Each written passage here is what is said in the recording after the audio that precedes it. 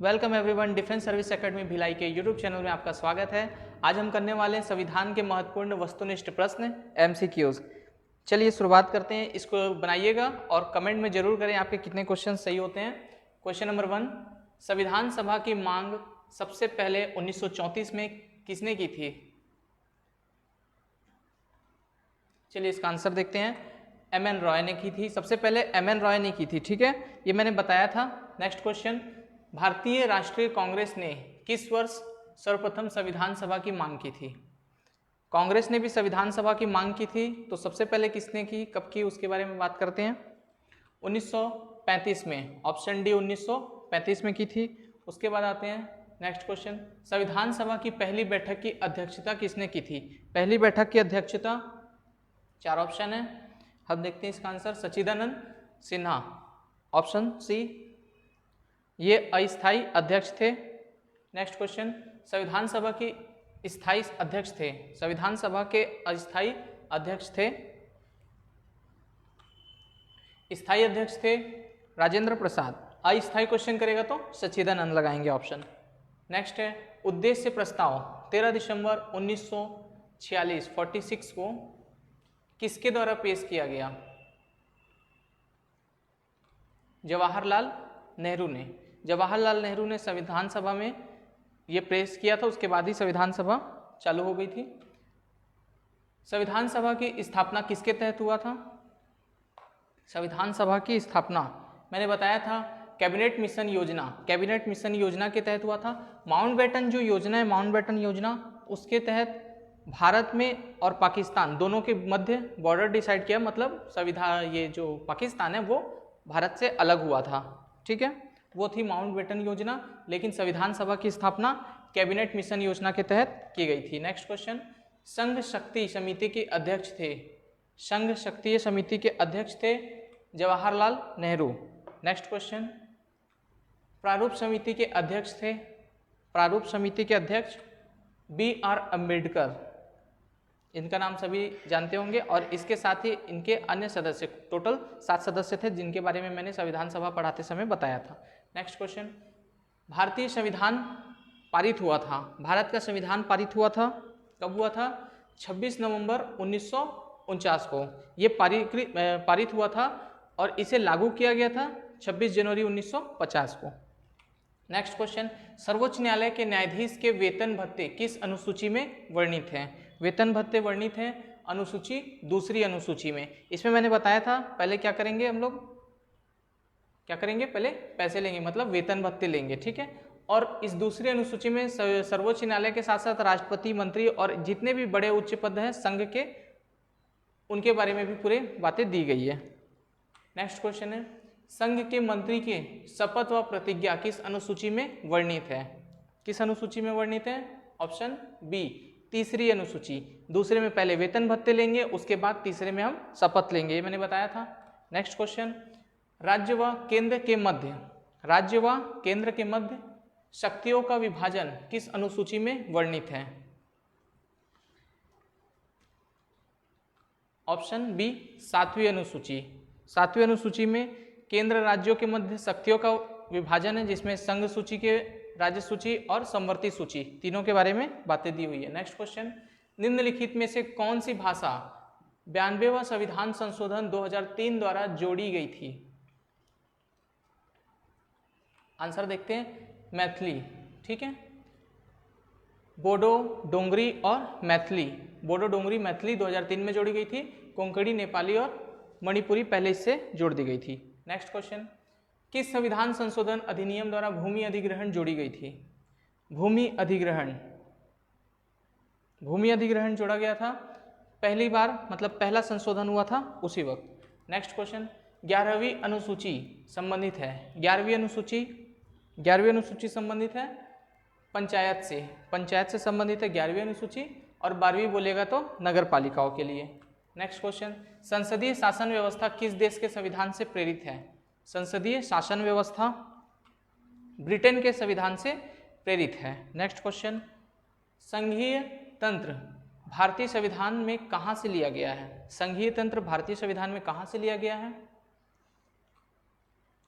भारत शासन अधिनियम 1935 से लिया गया है। ठीक है, संघीय अगर संसद पूछता है तो ब्रिटेन से, लेकिन संघीय तंत्र जो है संविधान में जो लिया गया है वो 1935 से लिया गया है। मूल अधिकार भारतीय संविधान में कहाँ से लिया गया है? मूल अधिकार 4 ऑप्शन है आपके पास।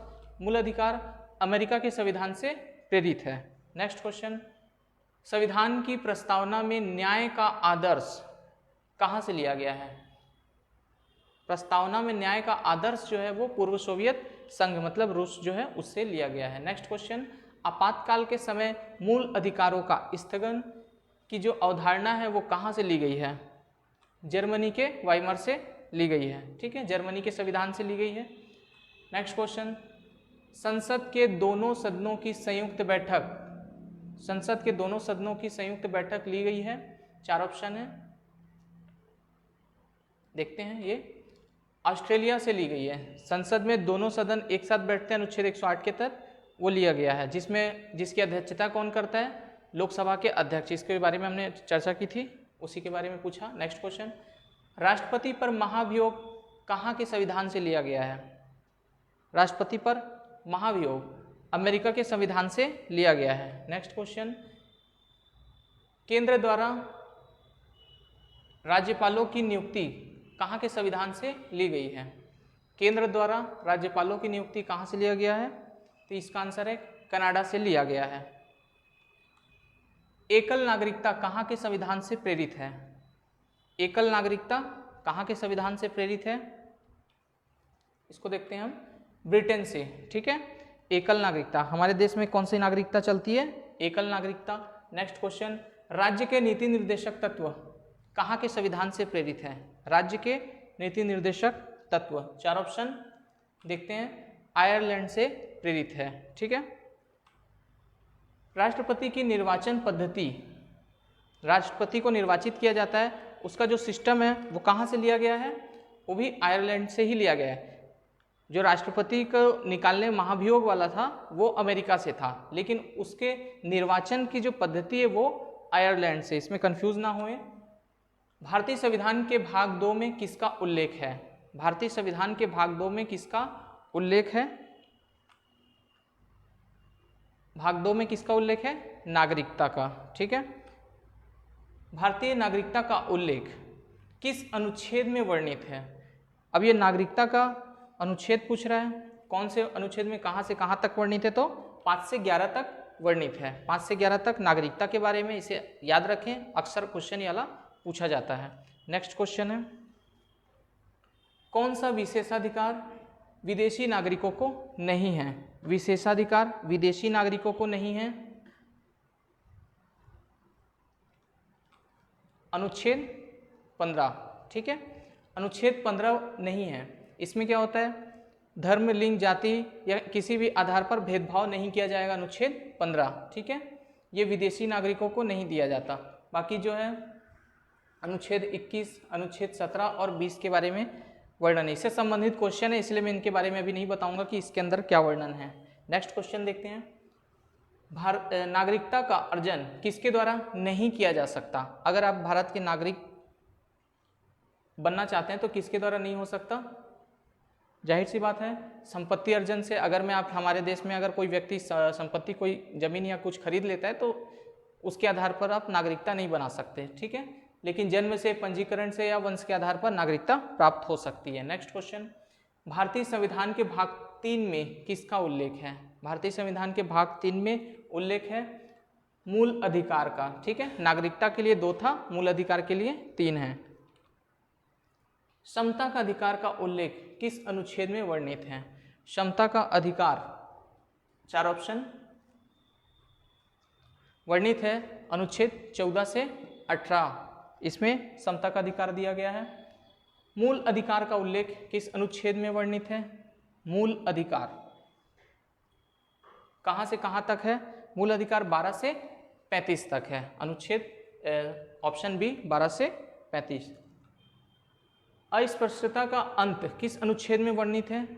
जो छुआछूत, अस्पृश्यता मतलब छुआछूत होता है, तो किस में दिया गया है? अनुच्छेद 17 में बात दी गई है। ऑप्शन बी अनुच्छेद 17। नेक्स्ट क्वेश्चन, विधि के समक्ष समता किस अनुच्छेद में वर्णित है? विधि के समक्ष समता, कानून के सामने सभी समान रूप से समान हैं, कोई भेदभाव नहीं, किसमें दिया गया है? अनुच्छेद 14 में बातें की गई है। नेक्स्ट क्वेश्चन, प्रारंभिक शिक्षा का अधिकार किस अनुच्छेद में वर्णित है?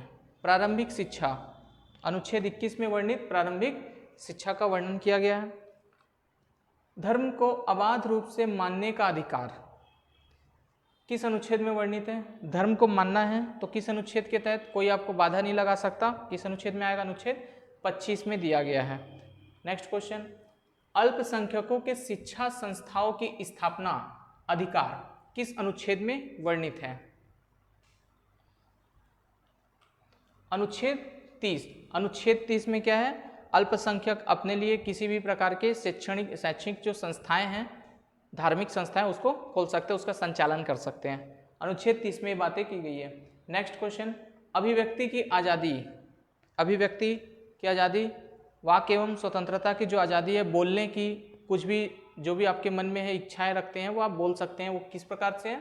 इसमें अनुच्छेद में वर्णित है, अनुच्छेद 19 में वर्णित है अभिव्यक्ति की आज़ादी। नेक्स्ट क्वेश्चन है, प्राण एवं दैहिक स्वतंत्रता का संरक्षण किस अनुच्छेद में वर्णित है? प्राण एवं दैहिक स्वतंत्रता अनुच्छेद 21 में वर्णित है। इसमें बहुत सारे जितने भी जो अधिकार बच गए हैं वो सारे अधिकार इसी में हैं, ठीक है। नेक्स्ट क्वेश्चन, निर्बाध रूप से भारत के किसी भी स्थान में निवास का अधिकार किस अनुच्छेद में वर्णित है? किसी भी बाधा के अनुसार, किसी भी बाधा के बिना आप कहीं भी रह सकते हैं, भारत के किसी भी राज्य में रह सकते हैं, काम कर सकते हैं। ये आपको कौन सा अनुच्छेद अधिकार देता है? अनुच्छेद 19 अधिकार देता है, ठीक है।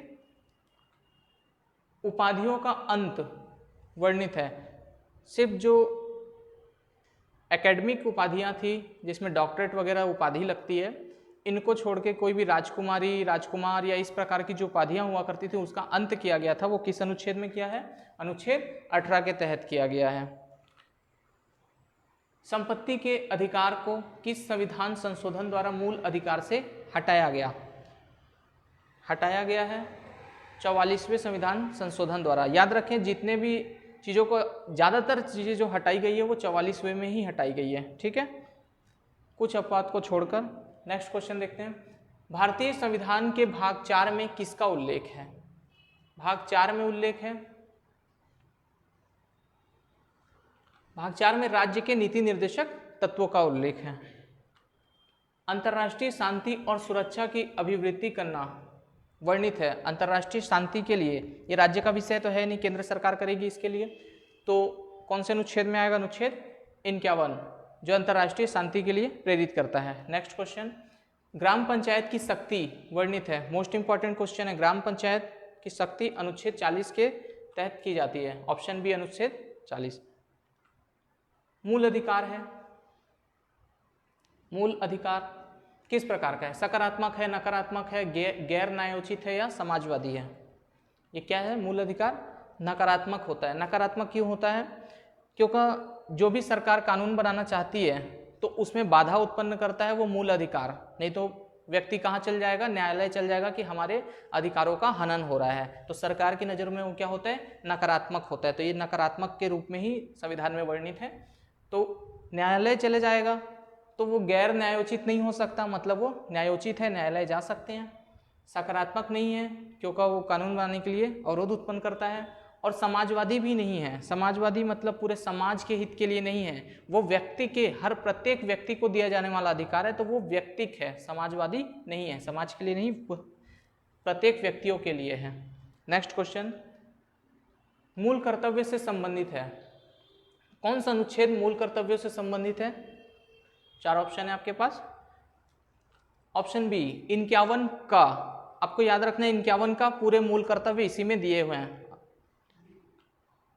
नेक्स्ट क्वेश्चन, किस संविधान संशोधन द्वारा मूल कर्तव्यों को जोड़ा गया? जोड़ा गया है 42वें में, ठीक है, मूल कर्तव्यों को जोड़ा गया 42वें में। आपको याद रखना है कि जो हटाए गए हैं ज़्यादातर वो 44 में हटाए गए और ज़्यादातर जो जोड़े गए हैं वो 42वें संविधान संशोधन में जोड़े गए हैं, कुछ अपवादों को छोड़कर। नेक्स्ट है, किस संविधान संशोधन द्वारा 11वां मूल कर्तव्य को जोड़ा गया है? 11वां मूल कर्तव्य 11वां मूल कर्तव्य जो है 86वें संविधान संशोधन द्वारा जोड़ा गया था, जिसमें 11वें मूल कर्तव्य में क्या था, जो प्राथमिक शिक्षा की बात थी, 6 से 14 वर्ष के जो बच्चों को दिया जाने वाला प्राथमिक शिक्षा, उसकी बात है 11वें मूल कर्तव्य में। नेक्स्ट क्वेश्चन है, मूल कर्तव्य वर्णित है, किसमें वर्णित है मूल कर्तव्य? मूल कर्तव्य का भाग है भाग 4 का। भाग 4 में आपको याद रखना है नीति निर्देशक तत्व हैं, लेकिन भाग 4 का में कौन है? मूल कर्तव्यों के बारे में दिया हुआ है। नेक्स्ट क्वेश्चन, स्वर्ण सिंह समिति संबंधित है। स्वर्ण सिंह समिति किसके लिए बनाया गया था? तो आपको याद रखना है ये मूल कर्तव्यों से संबंधित स्वर्ण सिंह समिति है, इसी के आधार पर फिर मूल कर्तव्यों को जोड़ा गया था। इसी के साथ ये MCQs जो 50 थे, लगभग 50 क्वेश्चन थे, वो समाप्त होते हैं। हम नए वीडियो में आपके सामने पेश होंगे, तब तक के लिए जय हिंद, नमस्कार।